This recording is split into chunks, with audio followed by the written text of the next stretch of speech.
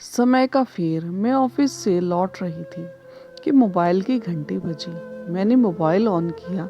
उधर से किसी ने बताया कि करुणा, तुम्हारे ससुर जी नहीं रहे, तुम तुरंत यहाँ आ जाओ। यह सुनते ही मैं सोच में पड़ गई कि अब मैं क्या करूं, क्योंकि ऑफिस में ऑडिट पार्टी आई हुई थी।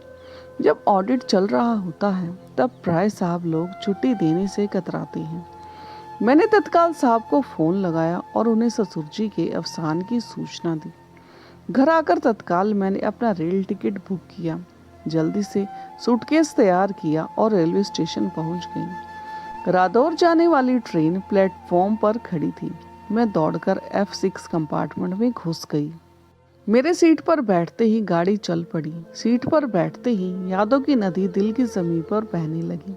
ससुर जी का चेहरा रह रहकर याद आ रहा था। सच कहूं तो मेरा दिल यह मानने को कतई तैयार नहीं था कि ससुर जी नहीं रहे। गाड़ी जैसे जैसे रफ्तार पकड़ने लगी वैसे वैसे मुझे अपने जीवन का एक एक घटनाक्रम याद आने लगा जो उनके साथ जुड़ा हुआ था। मुझे आज भी याद है, मैं ब्याह कर अपने ससुराल आई थी। जब मैंने पहली बार ससुर जी के पैर छुए थे तब उन्होंने कहा था, एक बात हमेशा याद रखना, यह तुम्हारा मायका नहीं, तुम्हारा घर नहीं, यह तुम्हारा ससुराल है। हाँ, हमेशा यही याद रखना कि यह तुम्हारा ससुराल है। मैं उनके यह कठोर वचन सुनकर दंग रह गई और डर भी गई। दरअसल मेरे पति वरुण मिलिट्री में थे। शादी के लिए वे 1 माह की छुट्टी लेकर आए हुए थे। शादी के तत्काल बाद हम हनीमून के लिए मनाली गए और वहां से लौटने के बाद महाबलेश्वर पूना। इस घूमने घुमाने के दौरान दिन कैसे कट गई यह हमें पता ही नहीं चला। उनकी छुट्टियां खत्म हो गई और वे फिर पंजाब चले गए। जब एक दिन हम महाबलेश्वर में सनसेट पॉइंट पर बैठे हुए थे तब बातों ही बातों में उन्हें बताया कि हमारी ड्यूटी के तहत सीमा पर रहने के दौरान हमें पूरी तरह चौकस रहना पड़ता है, क्योंकि सीमा पार से हमारी सीमा में आतंकवादियों के घुसपैठ की संभावना हमेशा बनी रहती है। फिर सीमा पार से दुश्मन की सेना कभी भी सीज फायर तोड़कर गोलीबारी करती रहती है, इसलिए हमें हमेशा सजग रहना पड़ता है। हमारी छोटी सी गलती या भूल हमारे लिए जान का खतरा बन सकती है। मैं उनकी बातों को ध्यान से सुने जा रही थी। जब उनकी यह बात पूरी हुई तब मैंने ही सवाल किया, आप मुझे पंजाब घुमाने कब ले जाओगी? तब तत्काल जवाब देते हुए वे बोले, करुणा, अगली बार जब रादौर आऊंगा तब तुम्हें अपने साथ पंजाब ले जाऊंगा। उनके पंजाब पहुंचने का फोन आया और उनके अगले ही दिन सुबह 5 बजे फोन की घंटी बजी। मेरे ससुर जी ने ही फोन उठाया। उधर से आवाज आई, सर, मैं कर्नल वर्मा बोल रहा हूँ। मुझे यह खबर देते हुए दुख हो रहा है कि कल रात कुछ आतंकवादियों ने हमारी सीमा पर आक्रमण कर दिया। उनके साथ लड़ते हुए आपके बेटे वरुण शहीद हो गए। उधर से टेलीफोन बंद हुआ और इधर मेरे ससुर जी ने मेरे कमरे का दरवाज़ा खटखटाया। मैंने दरवाज़ा खोला तो उन्होंने नपे तुले सपाट शब्दों में मुझे मेरे पति के शहीद होने का समाचार सुनाया। उनकी बात सुनकर मैं आश्चर्यचकित रह गई। तब उनकी बात सुनकर मुझे लगा कि उनको अपने बेटे के शहीद होने का गम भी है या नहीं। कोई अपने सौतेले बेटे की मौत पर भी इतना सख्त नहीं बना रह सकता। कोई पिता इतना पत्थर दिल भी हो सकता है, यह सोचकर मैं हैरत में थी। वरुण के निधन के 1.25 महीने बाद मेरे माता पिता पैरी छुड़ाने की रस्म अदा करने के लिए मेरी ससुराल आए। जब मेरे पिताजी ने ससुर जी को भी हमारे साथ चलने के लिए निवेदन किया तब वे बोले, तुम करुणा को अपने साथ ले जाकर अपनी रस्म अदायगी करो। मैं इन प्राचीन ढकोसलों को नहीं मानता। पापा जी उनका जवाब सुनकर स्तब्ध रह गए। करीब 10 दिन मायके में रहने के बाद मैं पुनः अपने ससुराल आ गई। मैं चुपचाप शांत भाव से किसी कोने में पड़ी रहती। कुछ दिन तक ससुर जी ने मेरी तरफ बिल्कुल भी ध्यान नहीं दिया। मैं किसी कोने में बैठकर दिन भर रोती रहती, लेकिन उन्होंने अपना सोशल वर्क बिल्कुल उसी तरह चालू कर दिया जैसे वे पहले किया करते थे। मैं कोने में बैठे बैठे सोचती रहती कि यह कैसे पिता हैं जिनके चेहरे पर अपने बेटे के मरने का गम तक नहीं नजर आता। एक दिन जब हम साथ बैठे थे तब मैंने ही उनसे पूछा, बाबूजी, क्या आपको वरुण की याद नहीं आती? मैं तो उनके गम को अपने हृदय से अलग नहीं कर पा रही हूँ। मेरी बातें सुनकर मेरे ससुर जी के चेहरे पर किसी प्रकार के भी कोई भाव नहीं थे। तब उन्होंने अपनी आग्नेय आंखों से मेरी तरफ देखा और बोले, जिस दिन उसने मिलिट्री ज्वाइन की उसी दिन से मैंने अपना हृदय कठोर कर लिया था। मैं जानता था कि यह खबर एक ना एक दिन तो मुझे सुनने को मिल सकती है। फिर जो देश के लिए शहीद हो गया है उसका गम क्यों करें? हमें तो गर्व होना चाहिए कि हमारा बेटा देश के काम आ गया। उनके कठोर वचन सुनकर मैं दंग रह गई। कुछ दिन और बीते। मैं अक्सर उदास ही बैठी रहती थी। एक दिन वह मेरे कमरे में आए और बोले, ये क्या तुम दिन भर बिस्तर पर एक लाश की तरह पड़ी रहती हो? वरुण की मौत हुई है या तुम्हारी? मैंने आंसू पोंछते हुए कहा, बाबूजी, आप मेरा दुख नहीं समझ सकते। मेरा इतना कहना हुआ ही था कि वे बोले, क्या कहा तुमने कि मैं तुम्हारा दर्द नहीं समझ सकता? अरे नादान, मैंने भी अपनी जवानी में अपनी जीवन संगनी खोई थी। तब वरुण केवल 5 बरस का था और तुम मुझसे कह रही हो कि मैं तुम्हारा दुख नहीं समझ सकता। यदि तुमने तुम्हारा सुहाग खोया है तो मैंने भी अपना एकमात्र सहारा खोया है। बाबूजी, मेरे सामने मेरी पूरी जिंदगी पड़ी है और मैं भ्रम जाल में हूँ कि अब मैं क्या करूँ। मेरी बात उन्होंने गंभीरता पूर्वक सुनी और फिर अपनी विशिष्ट शैली में बोले, तुम इस गम को अपने से दूर हटाओगी तब तो कुछ अपने बारे में सोच पाओगी। कुछ दिनों बाद एक दिन ससुर जी मेरे पास आए और बोले, बेटी, अब आज से तुम अपनी जिम्मेदारी भरी जिंदगी शुरू करो। फिर उन्होंने मुझे गैस की बुकिंग कैसे करते हैं यह बताया। कुछ दिनों बाद वे मुझे बैंक ले गए और वहाँ के काम समझाए। फिर एटीएम ले गए और पैसे कैसे निकालते हैं यह सिखाया। टेलीफोन और बिजली का बिल भरना भी उन्होंने मुझे सिखाया। यह सब काम मैं सीख गई और करने भी लगी। पर घर के काम निपटाने के बाद जब मैं अकेली रहती तब उदास हो जाती थी। एक दिन ससुर जी ने मुझे बुलाया और कहा, देखो, अब बहुत हो गया। तुम्हारा उदास चेहरा देखकर मुझे बहुत परेशानी होती है। बेहतर यह होगा कि तुम फिर अपने मायके चली जाओ या इस घर के अलावा कहीं और रहने चली जाओ।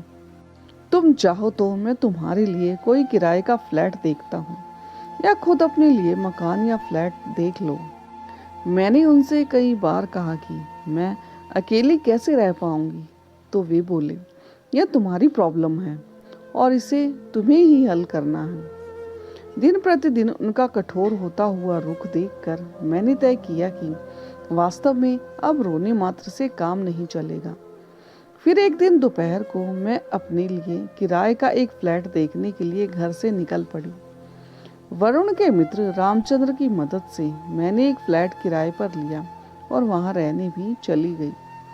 अब मैं यहाँ बिल्कुल अकेली थी। फिर यह और बाहर का सारा कामकाज मुझे ही करना पड़ता था। वरुण की पेंशन हर माह मिल रही थी, इसलिए कोई आर्थिक परेशानी मुझे नहीं थी। शाम को समय मिलता तब मैं बालकनी में जाकर बैठ जाती और रास्ते से गुजरने वाले राहगीरों को निहारती रहती। इस प्रकार मेरी शामें गुजरने लगी। लेकिन दोपहर में अक्सर मैं बोर हो जाती, सो मैंने कंप्यूटर सीखने के लिए एक क्लास ज्वाइन कर ली। 3 माह मैंने ऑफिस अकाउंटिंग टैली सीख लिया। एक दिन शाम को मैं टीवी पर अपना पसंदीदार धारावाहिक देख रही थी। तभी मिसेस रामचंद्र आ गई। मैंने उनके लिए चाय बनाई। चाय की चुस्कियां लेते हुए वे बोली, करुणा, मेरे ऑफिस में कंप्यूटर ऑपरेटर की एक पोस्ट खाली है। यदि तुम ट्राई करो तो वह पोस्ट तुम्हें मिल सकती है। यदि जॉब मिल गया तो तुम्हारा समय भी अच्छा कटेगा और नए लोगों से मेलजोल भी बढ़ने लगेगा। लेकिन मुझे तो काम करने का बिल्कुल भी अनुभव नहीं है। मैं भी साख्ता बोल पड़ी, देखो करुणा, अनुभव तो काम करने के बाद ही आता है ना। मुझे उनकी बात अच्छी लगी और मैंने अगले ही दिन ही नौकरी के लिए एप्लीकेशन दी थी। करीब 1 सप्ताह बाद मुझे साक्षात्कार की सूचना मिली। मैंने बहुत गंभीरता से साक्षात्कार की तैयारी की। अगली शाम मिसिस रामचंद्र ने घर आकर मेरे चयन की बात बताई और उसके अगले दिन मुझे नियुक्ति पत्र भी मिल गया। मैं तो यूं भी खाली ही थी। मैंने दूसरे दिन से ही नौकरी ज्वाइन कर ली। अब मेरे पास जॉब था और मैं अपने पैरों पर खड़ी हो गई थी। एक शाम सामान जमाते हुए मैंने पाया कि ससुर जी के घर से सामान शिफ्ट करने के दौरान गलती से उनके लॉकर की चाबी मेरे सामान के साथ आ गई है। शाम को ऑफिस से मैं सीधे ससुर जी के यहाँ पहुंची। उस समय वे सामाजिक कार्यकर्ताओं की बैठक में व्यस्त थे। मुझे देखते ही बोले, बैठ जाओ, मैं तुमसे थोड़ी देर बाद बात करता हूँ। सामाजिक कार्यकर्ताओं की बैठक खत्म होने के बाद उन्होंने मेरी तरफ देखा और बोले, क्या तुम लॉकर की चाबी लौटाने आई हो? उनकी बात सुनकर मुझे आश्चर्य हुआ कि उन्हें कैसे पता चला कि मैं लॉकर की चाबी देने आई हूँ।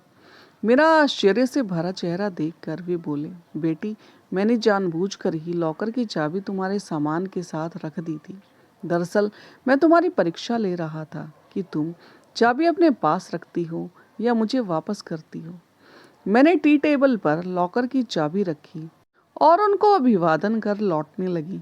तब वे बोले, सुना है तुम नौकरी करने लगी हो। तुम्हारी अपने ऑफिस के मैनेजर के साथ बहुत अच्छी पटती है। क्या इरादा है? मैंने स्वाभिमान पूर्वक लेकिन धैर्य के साथ उनसे कहा। मैं कंप्यूटर ऑपरेटर के पद पर हूँ और वे मेरे अधिकारी हैं, इसलिए एक बार मुझे उनके कैबिन में जाना पड़ता है। अब इसे लोग किस नज़र से देखते हैं और क्या सोचते हैं, इसकी चिंता मैं नहीं पालती। मेरा जवाब सुनकर उन्होंने गर्दन नीची कर ली।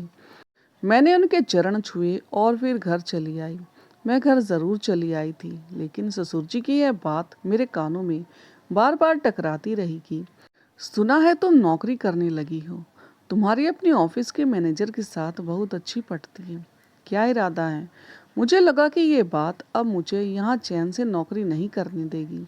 अतः मैं रविवार को हमारे जीएम के बंगले पर उनसे मिलने गई। उन्होंने पूछा, कहिए आप क्या कहना चाहती हैं?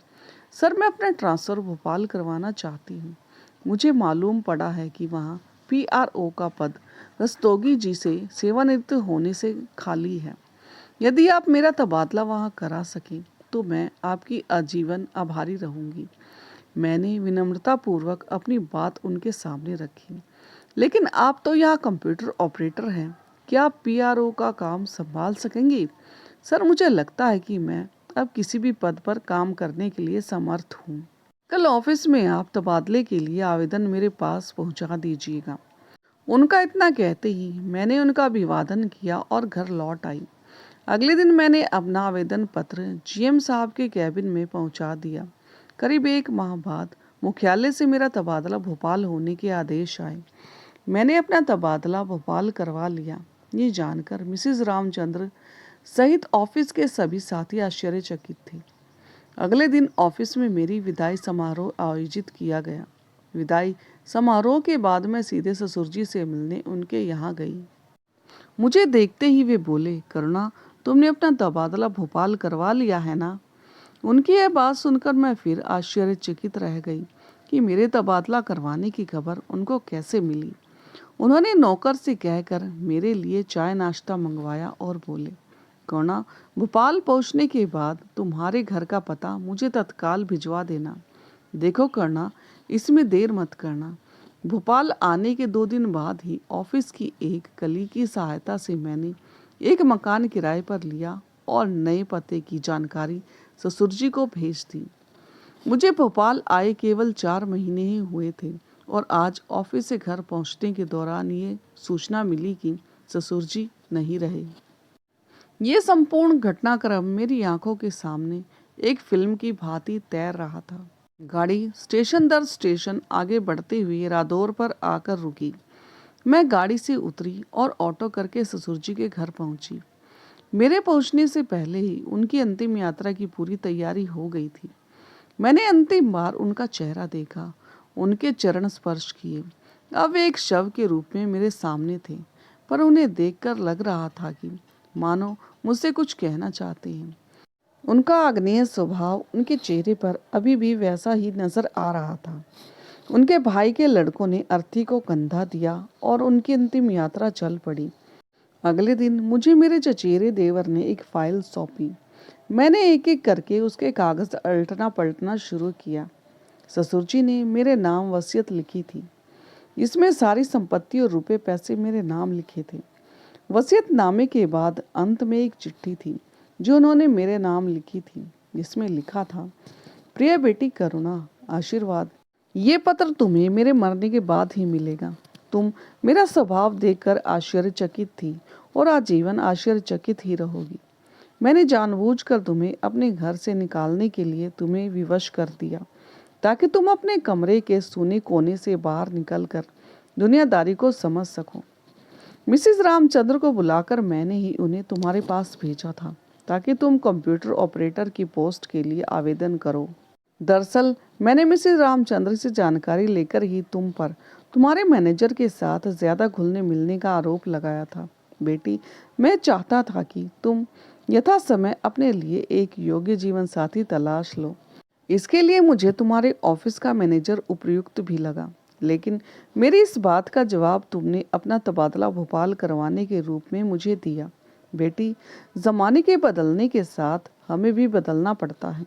वैसे भी अकेली स्त्री का जीना आजकल बहुत दुश्वार हो गया है। समय रहते यदि तुम्हें कोई अच्छा जीवन साथी मिल जाए तो शादी अवश्य कर लेना। बेटी, जो मर गया उसके साथ मरा तो नहीं जा सकता ना। मुझे चिंता यह थी कि यदि तुम्हें इस कदर निराश जिंदगी व्यतीत करने की आदत पड़ गई तो तुम्हारा जीवन नर्क बन जाएगा, क्योंकि हमारे पास अतः धन दौलत हो तो भी जीवन की खुशियाँ सिर्फ रुपए पैसे से तो नहीं मिलती। इसलिए मैं भी अपना तन मन धन सामाजिक कार्यों के लिए ही लगाता था। मैं चाहता था कि तुम पिछले समय को भूलकर जीवन में आगे बढ़ो। बेटी, मानव होने का अर्थ यह है समाज में रहना। जबकि तुमने अपने आप को एक कमरे के एक सूने कोने भर में कैद कर लिया था। अब मैं यह जानकर बहुत खुश हूँ और संतुष्ट भी कि तुमने जिंदगी को फिर से जीना सीख लिया है, और मैं यही चाहता था। अब जो कुछ तुम्हारा है वह इस वसीयत के जरिए तुम्हें सौंप रहा हूँ। तुम्हारा ससुर नहीं बल्कि तुम्हारा बाबूजी। उनकी ये चिट्ठी पढ़कर मैं मन ही मन बहुत परेशान हुई और लगा कि काश मैं अपने ससुर जी की विचार शक्ति को पहले जान पाती तो उनके बारे में मैं वह सब कुछ नहीं सोचती जो अकेलेपन में बैठे बैठे सोचती रही। उनके पत्र में लिखी इस बात की मैं समय रहते किसी जीवन साथी को पसंद कर लूं, इस पर भी मैं विचार कर रही हूँ। उपयुक्त साथी मिलने पर मैं उनकी इस बात पर भी जरूर अमल करूंगी, और वरुण की यादें और उनके साथ बिताए गए लम्हे तो हमेशा मेरे साथ रहेंगे ही। दोस्तों, आपको ये कहानी कैसी लगी कमेंट बॉक्स में ज़रूर बताएं, और चैनल पर नए हो तो चैनल को लाइक, सब्सक्राइब और शेयर करना ना भूलें। तो मिलते हैं एक नई कहानी के साथ, तब तक के लिए धन्यवाद।